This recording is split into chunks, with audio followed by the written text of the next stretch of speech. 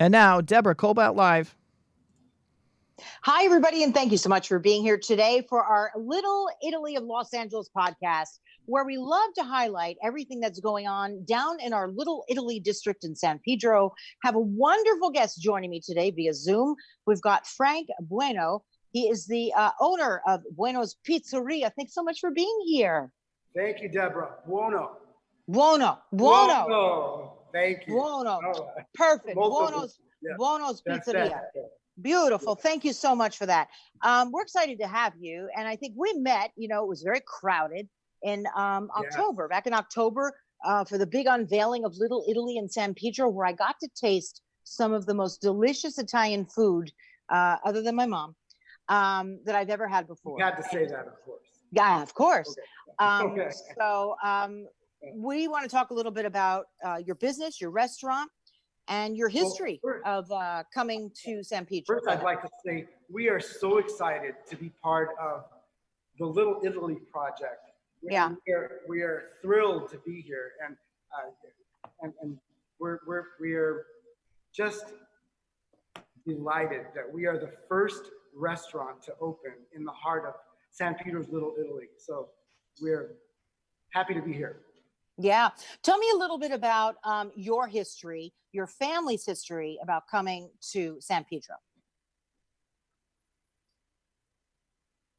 We started in 1965. My grandfather opened what was Buono's Market and Italian Delicatessen on the corner of 15th and Gaffney. And my dad moved here in 1967. We as a family immigrated from Italy in 1967.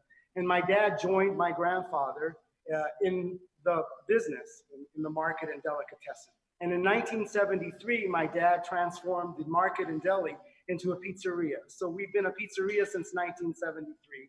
But before that, we were an Italian market and deli. So we've been in business for over 55 years. Right, a very well-known Italian market and deli. So what was that for you like? What was it like for you as a little kid coming here? Well, to be honest, it wasn't exciting. I loved living in Italy. It was great growing up on the island of Ischia and to be able to roam the streets and go out and have no limits. I was 7, 8, 9 years old. So coming here, there was an adjustment period. But of course, I love it now, and I loved growing up here. But just coming here, the actual moving from Italy to the United States was an adjustment period. Yeah, having to learn English. Well, your English is perfect. Like you don't even have a little semblance of an accent. Nothing. No, there is no accent. I have an American accent when I speak Italian. Oh, is that right? That's interesting. So why did they decide to come here to San Pedro? Why here? Because so many Italians, all my family is from back east. Go ahead. In 1965, my dad and I came out here for my uncle's wedding. And the rest of my dad's family, all my aunts and uncles, lived here. And my dad fell in love with California. And he really liked the idea of joining his family. And he was the only sibling that was left in Italy. So he just wanted to be here with all of his brothers and sisters and his mom and dad. And, we had the experience. We had a grocery store and delicatessen in Italy. So it was just kind of a natural, safe transition to go from there to here. He had a place that he could work at and raise his family. So it was just something that happened. He loved California. Well, there's so many similarities. Well, of course, how could you? Ischia is phenomenal. But, there's so many similarities, right? We've got the climate is the same, right? Very similar, right? So it's easy to grow some of the vegetables that are needed and whatnot, right? The olives, the olive oil, correct? Yeah, there are similarities. And, we're very proud to use a lot of California products. We use California tomatoes that are grown in Stanislaus. They're packed fresh with no preservatives. We use California olive oil. So I'm not going to come on your show and just say, oh, we only use Italian olive oil. We use some, but California has some of the best products in the world and comparable. Our wines, our produce. You know, but Frank, it comes down to this, the climate and the love, right? You Right. bring the love and the tradition with the climate. Absolutely. Of course, what are you going to get, right? You're going to get Yeah. what you're doing. You bring the artistry to create the great food that we make, and yes. Yeah. Let's talk a little bit about, is it your mom or your grandmother? The very famous meat sauce. A little bit of history about the 15th Street Market. Yeah. We were famous for making torpedo sandwiches with my grandma Teresa's torpedo juice on the bread. And we still make the sandwiches today. We have people that are 60 and 70 years old that used to come in when they were teenagers. But my grandmother also made meat sauce, which she packaged and sold, frozen meat sauce, which is the meat sauce that we use today. And my grandfather made sausages, the sausage that we make today in-house. So a lot of things that were being made then, we're making exactly the same way now. That's what I love about the Little Italy district down in San Pedro. You really all seem to have taken the tradition from where you're all from in Italy and incorporated into the life and lifestyle here. It's very traditional. You really feel like you're eating grandma's sauce and meat sauce because you are, right? Absolutely. And with, like we mentioned earlier, with the climate and whatnot, and with locally sourced olives, olive oils, tomatoes, you really feel like the food that you had there is the same as the food that we're getting when we go to your pizzeria down in San Pedro. Exactly. And, you know, we do many things that were taught to us by my dad. For example, speaking of artisan way of making things, you know, we've been artisan for 55 years before it became the buzzword. But our dough, we knead our dough by hand, but we have a two-handed process on how we do. We're able to knead our dough, 2 dough balls, 1 in each hand, instead of just 1 dough ball at a time. And this came from you know, my grandfather and my dad and all of my aunts and uncles. In Italy, we had a grocery store and also a bakery, so we were bakers. One of the reasons our pizza crust is so phenomenally off the charts, fabulous. Absolutely. So it's really the love and the technique that they put into that crust, it is, right? There is an artisanal techniques, things that are made by hand. You take it to there's things that a hand can feel that a machine cannot. And a hand can feel when you're about ready to over knead the dough, where you stretch it and break it, and it loses its ability to rise properly. So we do those. So let's get people a little excited who haven't tasted your food or your pizza yet. What does that taste like? How does that make your crust just a little bit different? How is it different? Is that what you said? I'm sorry. How does that whole process make your crust a little bit different? The process allows the dough to rise to a soft and edible perfection with a bunch of little bubbles, and the crust is just a little, it's crusty, almost sourdough-ish. You know, the pizza is great, and you know how sometimes you get to the end and you don't want to eat the crust? Well, when you get to the end of a Buono's pizza, you want to eat the crust. It's the best part. I am a crust aficionado. So I will tell you, have another pizza then. I had your pizza then, and I didn't want the crust to end. I was just picking off little pieces. It is delicious. What are some of the other dishes that you serve there that you're well known for? I know the torpedo sandwich you were mentioning. Torpedo sandwich.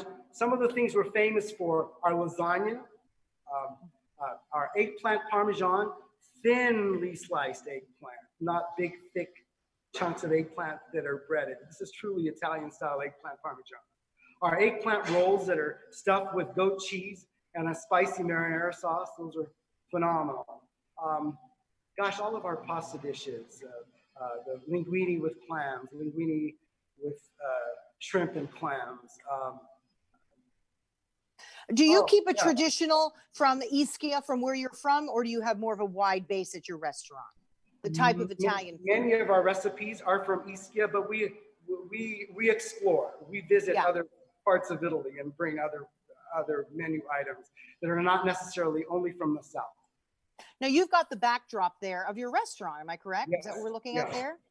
Okay, that's really, I mean, we is a cannot wait to come great- inside Great again. bar area. You're not going to be able to eat at the bar for a while or drink at the bar, but we have some great wines. We carry some local beers, including some from San Pedro Brewery. We're proud to do business with a lot of the food that we carry. We purchase it from local merchants. For example, our bakery is Delizioso Bakery here on Pacific Avenue. We purchase our produce and meats from A1 groceries and imports. San Pedro Brewing Company, we have some of their beers. So we really, it's very local. Which is unique because a lot of little Italies aren't like that. They Americanize and you don't really know where you are anymore. But that's why that district is so special. It is truly yeah. special. Yeah. And you all support each other. Yeah. I just mentioned A1 groceries, the A1 delicatessen, which I hear a rumor they're getting ready to come next. They're coming next door to us. But oh my gosh, what a partnership! I used to go to A1 with my grandfather to buy meats when I was 9 years old. So they've been around probably 20 years before we were a business. We were in business. So what an incredible partnership there. So let's talk a little bit about, you had just opened in October, so you were just getting going, right? Oh, and then what hit us all in March? God help us. God help us, but you're still standing or sitting or whatever you're doing there. Just when we were getting our groove, just when we were getting, everything was working right. It takes a while to get a restaurant operating effectively and efficiently and smoothly. Well, so what are you able to do now? I know you're doing takeout, right? So we're fortunate that we were already set up for delivery and takeout, and we're okay. Gosh, it's better than most restaurants that are completely closed. Yeah. We're all right. So when you're able to open, what can you do? Can you put tables and chairs on the sidewalk there? Like, what's your plan? We're going to be putting tables and chairs on the sidewalk, but we are lucky. We're at a prominent corner location with a huge patio outside. So we already have a big patio. We're going to put additional tables and chairs on the sidewalk. And we're going to encourage most of our customers to dine al fresco. That's the safest place to be. You need to send out a little newsletter or just something to all your people, because we'll come down there and have something, and safe distance. It's all good. I'm very comfortable doing that. I really am. It's like 6 feet apart, all good. I'll sit at a table and enjoy your food. That'd actually be a lot of fun. I look forward to that. So this is a whole family thing, right? You've got your brothers. Let me see. We've got George, right? Yeah, I'm the general manager. My brother George, he's in charge of the finances. He writes my check. My brother nice to him. You got to be nice to him, right? It's like I have to be nice to him. My brother Andrew is the operations manager, and my sister is in charge of customer service, and she does the training and oversees all of the little details, and then yells at her brothers. As she should. So how often do you get back to the? Of course. How often do you get back to Ischia? You go back often, right? We went 2 years in 2018. Mm-hmm. Fantastic. How was that? How was that feeling to go home? How is that? I love going home. Yeah. I love going home. This was the third time I visited. I remember the second time going back. Yeah. I cried. I mean, literally, it's an emotional. It just brings back all of these memories, childhood memories, and just going back to your homeland is fantastic, especially when it's a place as special as Ischia. Absolutely. You know, that's hard to do too. You came over as a kid, you made a life here for yourself and your family and your wife. How many kids do you have? No kids. No kids. Okay. So you decide the kid is your business. So well, we have a bunch of nephews and nieces. Yeah. So you're open for business now, whether it's takeout. We are open for business right now. The phone's been ringing while we've been talking. I don't know if it's interrupted the sound, but yeah. No, I've heard like a little clinking Little and clanging, and I thought, clinking and oh, clanging. this is great. It's Yeah. a restaurant, a working restaurant. Yeah. So this is what we want to hear, right? We're open for business. Yes. Yeah. Thank you so much. I really enjoyed talking to you. Any parting words that you want people to know when they come to visit Little Italy and when they come to visit your pizzeria, which again was the first one on the block there to commemorate Little Italy? You know, I just want to say again that we are so happy to be here in the heart of Little Italy. This place is where we should be. We moved from 15th and Gaffney, a place where we've been for 55 years. And we were looking, and when I was looking for a location, I was only drawn to the historical spot, which is right here, the historical area.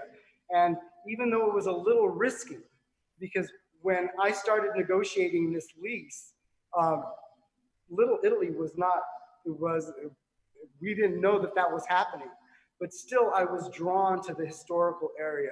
So this is where we belong. And we're just super excited. Good things are going to be happening.